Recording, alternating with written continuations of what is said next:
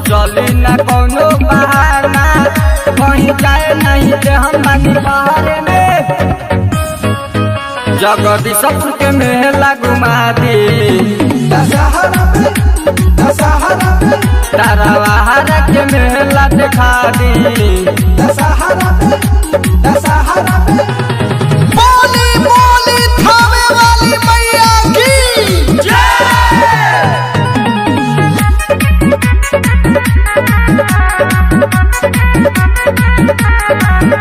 एको हिंदी नया सारी तनी बुक तली गाड़ी पूरा दिन में हरि के साथ जी के माई दर्शन पूजल जाई, चरण संगही में झुकावल जाई माथा जी।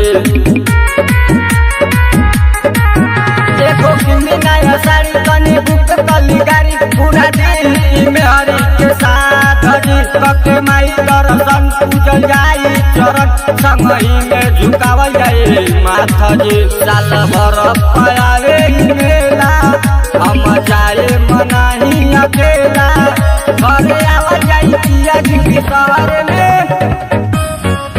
तारावाहरा या परात घुमा दी, दशहरा पे जगदीशपुर के मेला दिखा दी। दशहरा पे बोली बोली जगती मैया की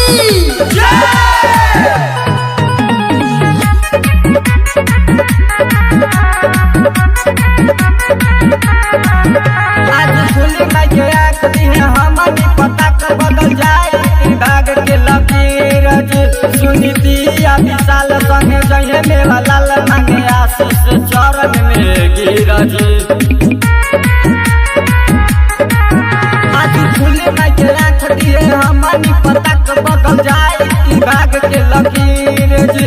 सुनी दिया विशाल संगे जहे मेवा लाल मांगे आशीष चरण में गिर जी। देखी जाता रे अनुज अकेला रौरा करे निकाली झमेला, घरे नहीं रोता भले बाहर में। तारावाहरा या परात घुमा दी, दशहरा पे जगदीशपुर के मेला दिखा दी। दशहरा